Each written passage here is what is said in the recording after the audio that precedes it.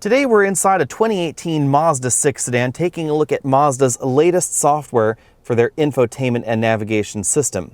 You'll find this same software in basically every modern Mazda available in the United States. Now, some models have their screens sort of perched on the dashboard right like this, like a tablet computer. Some have them more integrated in the dashboard. But every 2018 model year Mazda will either have Apple CarPlay and Android Auto like you see here, or be able to be upgraded to it later. Mazda has said that 2018 Mazda 6 owners that do not have Apple CarPlay right now should be able to get it via a free dealer update, whereas other Mazda models, you'll have to pay for the upgrade. Now, in case you're wondering, the upgrade involves a cable that happens right here behind the screen in the dashboard. And for reasons that have not been fully explained, a new module right here either under the center armrest or under the center console in the car. This contains the new USB ports that provide a little bit more power than the former model. We have a smartphone icon right there on this top port. As with every other version of Mazda's infotainment software, you control the software via this control knob right here in the center console. We have a back button, a direct access button to the media or music interface, a home button, a nav button, and a favorites button. You control the power and volume via this smaller knob over here on the right. A nice touch in this software is that the home button takes you back to the home menu in Apple CarPlay or Android Auto if you're using one of those interfaces, and then if you press and hold it, then it will actually take us back to the native Mazda interface. As with other Mazda systems, we do have a touch screen right here in the dashboard, so you can touch options if you want to interact with them, or you can use that click wheel in the dashboard. The touchscreen does work with Apple CarPlay, so while we're parked, you can use this touchscreen to play, rewind, pause, that sort of thing. But oddly enough, you cannot use the touchscreen for Android Auto integration even when you're parked. Now, once you're moving, you do have to use the click wheel, and I do find that a little bit annoying because if you're on a playlist like this one, you have to scroll all the way up to the top to get back to some of these options, like the Now Playing option.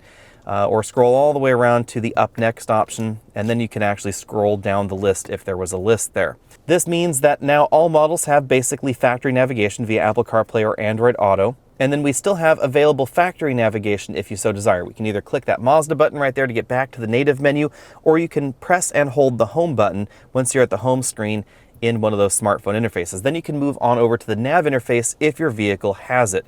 Now, as you can see here, this vehicle does not have the factory nav database, but one of the things that I really like about Mazda's system is that adding factory navigation is actually very inexpensive because all models basically have the components needed. You just have to add the license and the SD card. It is pretty inexpensive to do compared to a lot of the competition. The settings menu right over there on the far right, this is where you'd adjust things like the heads-up display, this display in the dashboard, the vehicle's active safety systems, sound settings like treble and bass, the clock, the vehicle settings, devices. These are where you'd turn on and off Apple CarPlay, for instance. System is where you can change the display's temperature, distance from metric to English measurements, etc. Communication takes us to our pretty basic Bluetooth phone interface. This is all grayed out, of course, because I have Apple CarPlay active. You can always hit that button back there. There are a lot of contextual buttons in the system to help guide you around. If we're over here in the entertainment screen, we have access to AM, FM, XM. We do have scroll gestures on the screen, even though, again, you can't touch it when in motion. You'll notice that we still have those two USB inputs, so you can have your smartphone connected to one and then a USB media device connected to the other and use them both. Over here on the app screen, this is where we would get direct access to our HD traffic map. We get this even if we don't have the factory navigation. You can scroll it around, but oddly enough, you can't zoom in on it. So we don't have as much traffic detail as we find in competitive infotainment and navigation systems. Very specifically, this is linked to the region that you're in. So the region that I'm in is just the greater Bay Area, but it doesn't include some of the other counties where other systems would give you traffic information. For instance, I live down there off the map. We don't have any traffic information for Santa Cruz County. I do think that's a little bit of a pity. This is also where you get your fuel economy monitors. You can see right there. Vehicle status monitor is where you'd get warnings from the car. You can also adjust maintenance reminders right there. You can have it remind you of scheduled maintenance, tire rotation, oil changes, etc. And then, of course, we have our buttons to take us back to the Apple CarPlay or the Android Auto interface. Obviously, the big news for this generation of the software is the Apple CarPlay and Android Auto interface. Now, I do have to say that this interface does not pop up as quickly when you start the car as some of the competitive systems out there, like we see in Hyundai, Kia, Honda, FCA, General Motors, etc. But the Toyota system actually is just about as slow as this. But the Toyota system actually takes a little bit longer to load than this Mazda system. So compared to the Toyota Camry, this is actually a little bit snappier.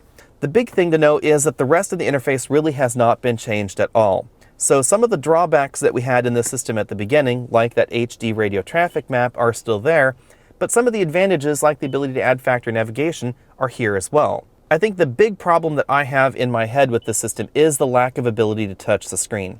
Unless you had particularly short arms, I actually think it is less distracting to be able to touch some of these options while you're in motion.